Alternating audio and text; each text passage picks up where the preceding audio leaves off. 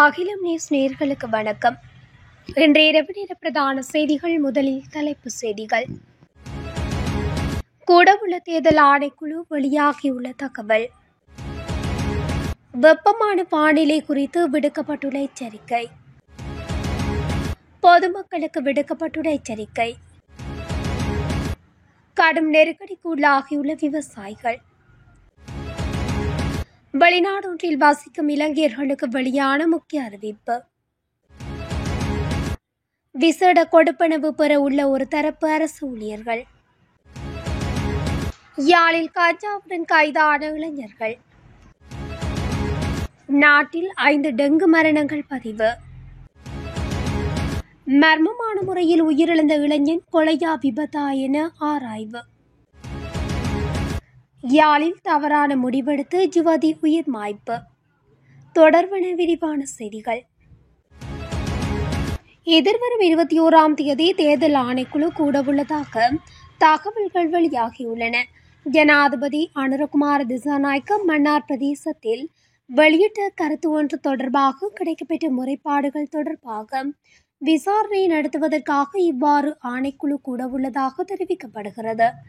ஜனாதிபதி மன்னார் பிரதேசத்தில் நடைபெற்ற மக்கள் சந்திப்பு ஒன்றில் கலந்து கொண்டு தேசிய மக்கள் சக்தியின் உள்ளூராட்சி நிறுவனங்களுக்கு விசேடமாக நிதி ஒதுக்கீடு செய்வது தொடர்பாக வெளியிட்ட கருத்து தொடர்பாகவும் தேர்தல் ஆணைக்குழுவிற்கு முறைப்பாடுகள் கிடைத்துள்ளதாக ஆணைக்குழு தெரிவித்தது. அதன்படி இந்த முறைப்பாடுகளை விசாரிப்பதற்காக ஆணைக்குழு எதிர்வரும் 21ஆம் தேதி கூடவுள்ளது. பல பகுதிகளில் வெப்பநிலை நாளை அவதானம் செலுத்த வேண்டிய மட்டத்தில் இருக்கும் என்று வளிமண்டலவியல் திணைக்களம் தெரிவித்துள்ளது.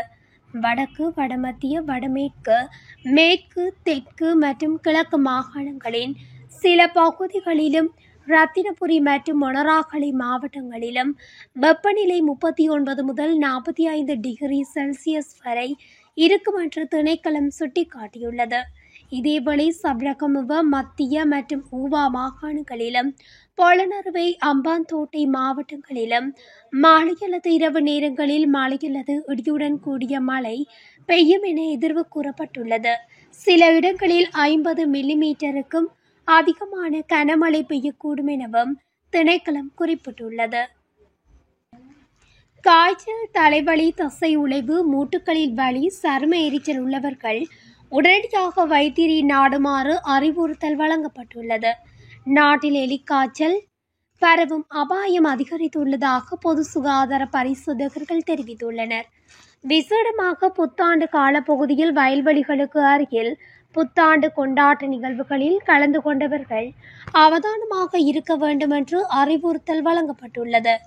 காய்ச்சல், தலைவலி, தசை உளைவு, மூட்டுகளில் வலி, சருமெரிச்சல் போன்றவற்றுடன் வாந்தி பேதி, தசை வீக்கம் என்பனவும் எலிக்காய்ச்சலின் ஆரம்ப அறிகுறிகளாகும் என தெரிவிக்கப்பட்டுள்ளது.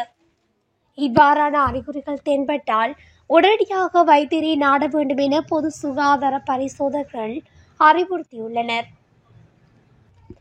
அரசாங்கத்தினால் வழங்கப்படும் உரமானியமின்மையால் அம்பாறை உட்பட பல பிரதேசங்களில் உள்ள விவசாயிகள் தற்போது கடும் சிரமத்துக்குள்ளாகியுள்ளதாக தெரிவிக்கப்பட்டுள்ளது. ஏற்கனவே பருவகால விவசாய நடவடிக்கைகள் ஆரம்பிக்கப்பட்டுள்ள போதிலும் தேவையான உரங்கள் கிடைக்காததால் பயிர்ச்செய்கை பாதிக்கப்பட்டுள்ளதாக அவர்கள் குற்றம் சுமத்தியுள்ளனர்.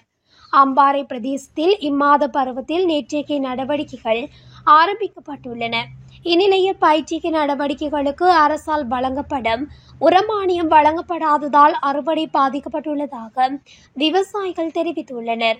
இதேவேளை நொச்சியாகம பிரதேசத்தில் உள்ள நெற்றிகையாளர்களும் உரமானியம் கிடைக்காததால் நஷ்டமடைந்துள்ளனர். உரிய நேரத்தில் உரமிட முடியாததால் ஏலப்பயிற்சிக்கு அறுவடை கடுமையாக பாதிக்கப்படும் எனவும் தெரிவித்துள்ளமை குறிப்பிடத்தக்கது. இஸ்ரேலில் வசிக்கும் இலங்கையர்கள் புத்தாண்டு கொண்டாட்டங்களின் போது தங்கள் பாதுகாப்பில் கவனமாக இருக்குமாறு தூதரகம் அறிவுறுத்தியுள்ளது. நாளை முதல் ஏப்ரல் 26ஆம் தேதி வரை அந்நாட்டின் பல பகுதிகளில் புத்தாண்டு கொண்டாட்டங்கள் உட்பட பல்வேறு நிகழ்வுகள் ஏற்பாடு செய்யப்பட்டுள்ளன. இந்த நிலையில் புத்தாண்டு கொண்டாட்டங்கள் நடைபெறும் இடங்கள் திறந்த பகுதிகள் என்று இஸ்ரேலிய தூதரகம் தெரிவித்துள்ளது. எனவே அவசர நிலை ஏற்பட்டால் தங்களை பாதுகாத்துக் கொள்ள தேவையான வழிமுறைகளை பின்பற்றுமாறு கேட்டுக்கொள்ளப்படுகிறது. ஏமனின் கவுதி அமைப்பினர்களால் இஸ்ரேலை குறிவைத்து ஏவுகணை தாக்குதல்கள் நடத்தப்படுவதற்கான சாத்தியக்கூறுகள் காணப்படும் நிலையில் இஸ்ரேலிய தூதரகம் மேற்கொண்ட அறிக்கையை வெளியிட்டுள்ளது.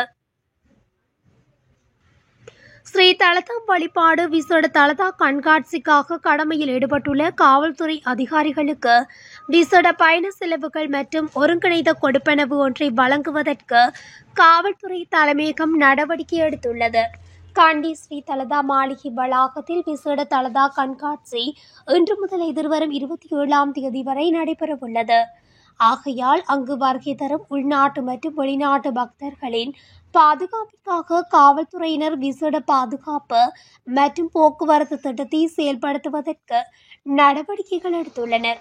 அதன்படி இதில் பங்கேற்கும் அனைத்து காவல்துறை அதிகாரிகளுக்கும் விசேட பயண செலவுகள் மற்றும் ஒருங்கிணைந்த கொடுப்பனவு ஒன்றை வழங்குவதற்கு பதில் காவல்துறை அதிபர் காவல்துறையினருக்கு அறிவுறுத்தல்களை வழங்கியுள்ளார்.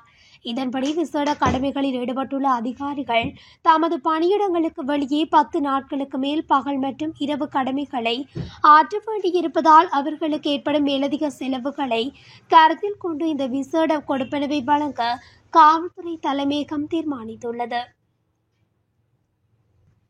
யாழ்ப்பாணம் தட்டாத்திரு சந்தியில் வைத்து இன்றைய தினம் 2 இளைஞர்கள் 52 கிராம் கஞ்சாவுடன் கைது செய்யப்பட்டுள்ளனர்.